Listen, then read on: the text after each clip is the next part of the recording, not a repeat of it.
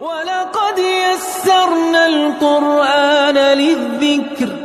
فَهَلْ مِن مُّدَّكِرٍ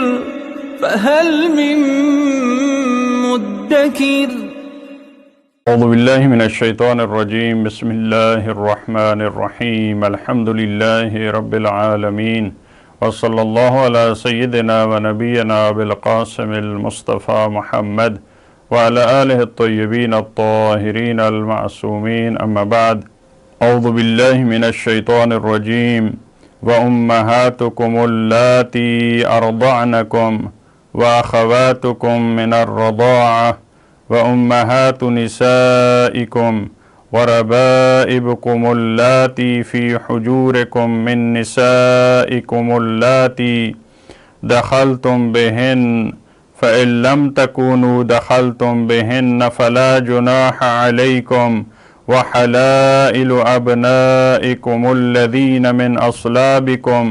وأن تجمعوا بين الأختين إلا ما قد سلف إن الله كان غفورا رحيما صدق اللہ العلی العظیم۔ آیت نمبر 23 کے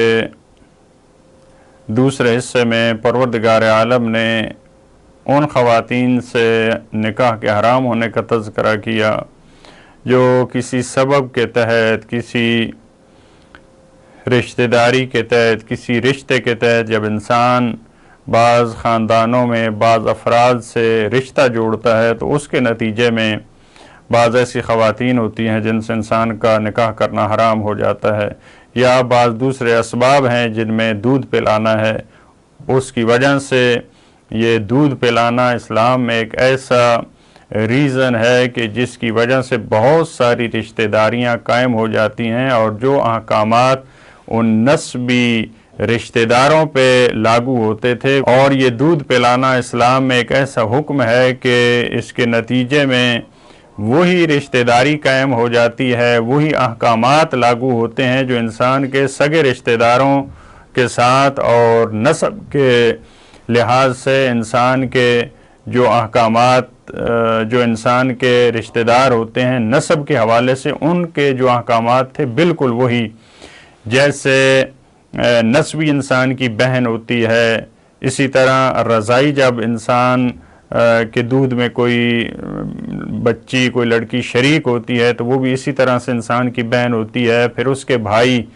اسی طرح سے انسان کے بھائی ہوتے ہیں، اس کے ماں باپ، اسی طرح یہ پورا سلسلہ جو نسب کے لحاظ سے جاری ہوتا ہے وہ دودھ پلانے کی وجہ سے بالکل وہی احکامات جاری ہوتے ہیں۔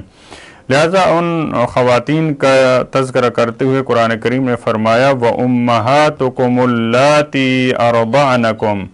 اور تمہاری وہ مائیں جنہوں نے تمہیں دودھ پلایا۔ انسان جب دنیا پہ آیا کسی وجہ سے ممکن ہے اس کی اپنی والدہ جس کے بطن سے انسان دنیا پہ آیا ممکن ہے وہ انسان کو دودھ نہ پلائے، کسی اور خاتون نے اس کو دودھ پلایا، تو اس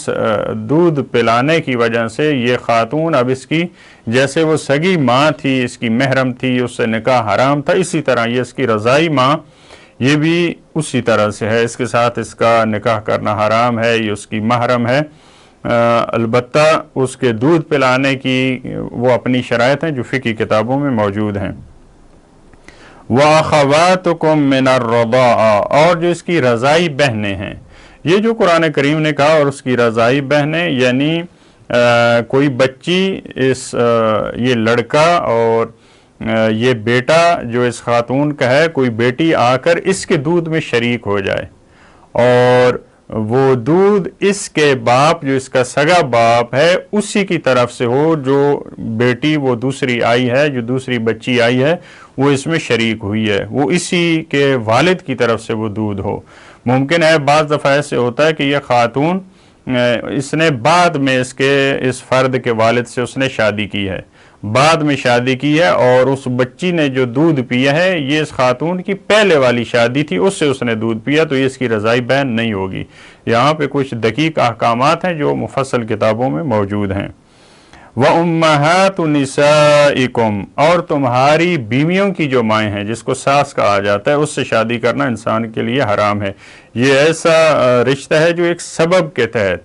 یعنی اس سے پہلے حرام نہیں تھا، جو ہی انسان نے شادی کی ہے ایک خاتون سے اب اس کی ماں اس پہ حرام ہو جائے گی۔ تو یہاں نسائکم تمہاری بیویاں مراد ہیں، جیسا ہم نے پہلے عرض کیا کہ یہ لفظ جب نسائکم استعمال ہوتا ہے تو بہت سارے مقامات پہ یہ نساء ویسے خواتین کے لیے یہ لفظ استعمال ہوتا ہے، لیکن وہاں پہ بیوی کے معنی میں آئے گا، تمہاری جو بیوی ہے اس کی جو ماں ہے وہ انسان پہ حرام ہے۔ وَرَبَائِبُكُمُ اللَّاتِي فِي حُجُورِكُمْ، اور تمہاری ربیبہ، ربائب یہ ربیبہ کی جمع ہے، ربیبہ اس بچی کو کہتے ہیں جو خاتون کسی اور شوہر سے انسان کے گھر میں لائی ہے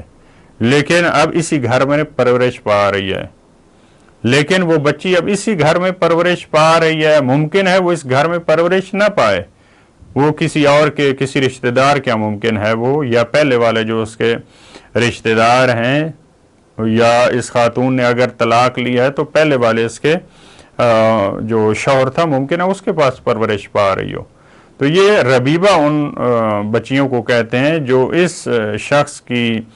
صلب سے نہیں ہے لیکن وہ خاتون کہیں اور سے پہلے والی شادی سے لائی ہے۔ تو فرمایا یہ جو ربیبہ بچیاں ان سے جب انسان خاتون سے شادی کرتا ہے تو اس کی جو ربائب ہیں وہ انسان پہ حرام ہو جاتی ہیں، اب ان بچیوں سے یہ شادی نہیں کر سکتا۔ ان ربائب کے بارے میں قرآن کریم نے فرمایا اللاتی فی حجورکم من نسائکم، یہ وہ ربیبہ ہیں جو تمہاری گود میں پرورش پا رہی ہیں۔ تو اس کے بارے میں مفسرین اور محققین کا کہنا ہے کہ یہ غالباً اس طرح سے ہوتا ہے، اس وجہ سے اس کو لفظ کو اضافہ کیا ہے اور یہ خاص کنڈیشن بیان کی ہے قرآن کریم نے کہ جو تمہاری گود میں پرورش پا رہی ہیں۔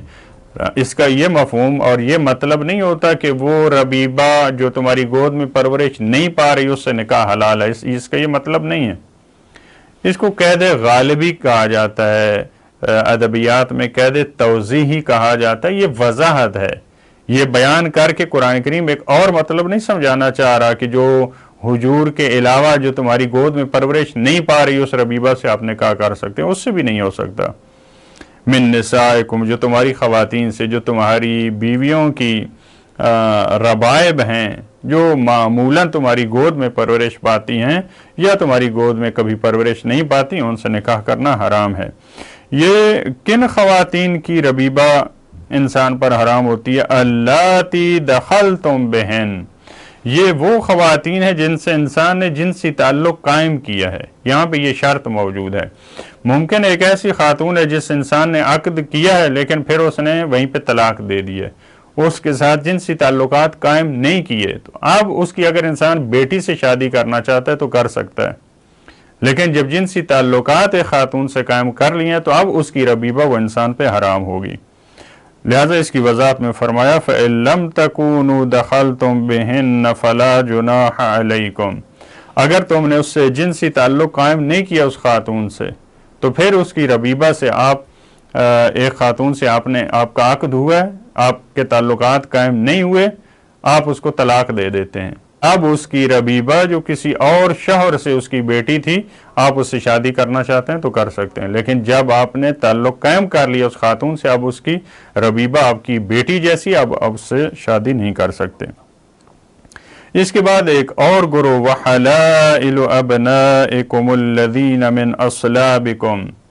اور تمہارے بیٹوں کی جو حلائل ہیں، حلیلہ جو نکاح کے ذریعے حلال ہو جاتی ہے خاتون، اس کے لیے حلیلہ کا لفظ استعمال ہوتا ہے، معمولاً البتہ عرب میں بیوی کے لیے بھی یہ لفظ استعمال ہوتا ہے۔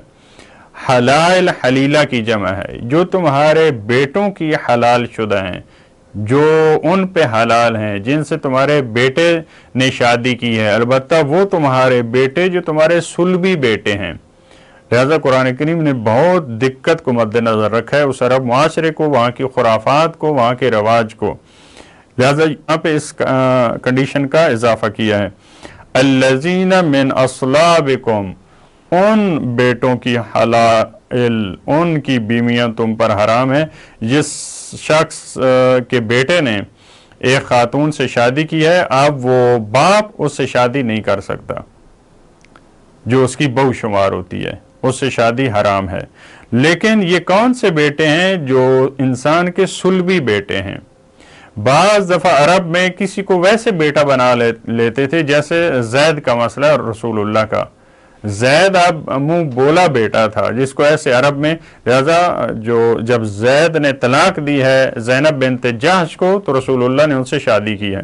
لہذا اسی کے مد نظر قرآن کریم متوجہ کر رہا ہے کہ یہ تمہارے اسلاب سے جو تمہارے بیٹے ہیں اگر وہ کسی خاتون سے شادی کرتے ہیں ان سے آپ شادی نہیں کر سکتے، لیکن ایسے آپ نے کسی کو کہہ دیا یہ میرا بیٹا ہے یا آپ نے اس کی پرورش کی ہے، اس نے کسی خاتون سے شادی کی تھی، اگر وہ طلاق دیتا ہے تو اس کے بعد آپ اس سے شادی کر سکتے ہیں۔ وَأَن تَجْمَعُوا بَيْنَ الْأُخْتَيْنِ، اور ایک اور گروہ جس سے شادی حرام ہے، اس کو بھی بہت بہترین انداز میں قرآن کریم نے یہ نہیں فرمایا کہ بیوی کی جو بہن ہے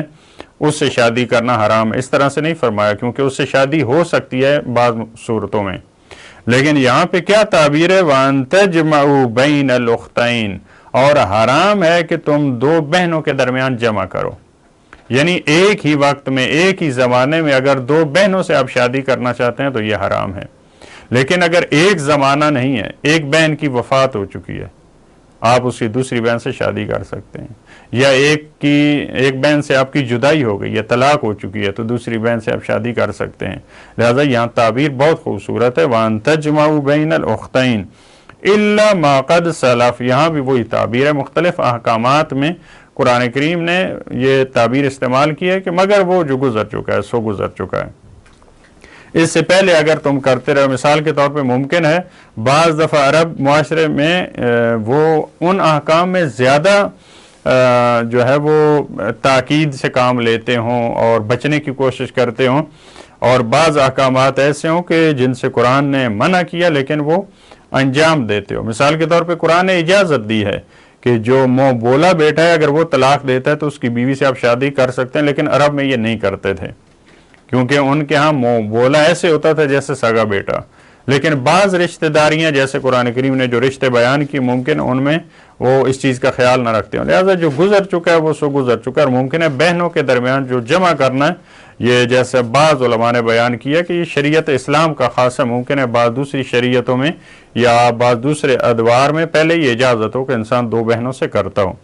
ان اللہ کان غفور الرحیم، یقیناً اللہ بہت بخشنے والا بہت بڑا مہربان ہے، اس نے جو احکامات بیان کیے ہیں وہ یہ اس کی رحمت کے سائے میں ہیں، جہاں پہ غلطی ہو جاتی ہے وہ وہاں پہ غفور ہے، وہ معاف کرنے والا ہے، لہذا جو پہلے اس سے غلطیاں ہو چکی ہیں، جو لغز سے جو خطائیں سرزد ہو چکی ہیں، پروردگار عالم نے انسان کو امید دلائی ہے کہ وہ پروردگار وہ غفور بھی ہے رحیم بھی ہے، تمہاری خطاؤں سے درگزر کرے گا۔ پروردگارہ ہمیں اس بات کی توفیق دے کہ جو فقہی احکامات قرآن کریم میں شریعت محمدی میں بیان ہوئے ہیں، خصوصی طور پہ یہ احکامات جو خواتین کے احکامات ہیں، ان پہ عمل کرنے کی ہمیں توفیق عطا فرما۔ اللہم صلی علی محمد و آل محمد۔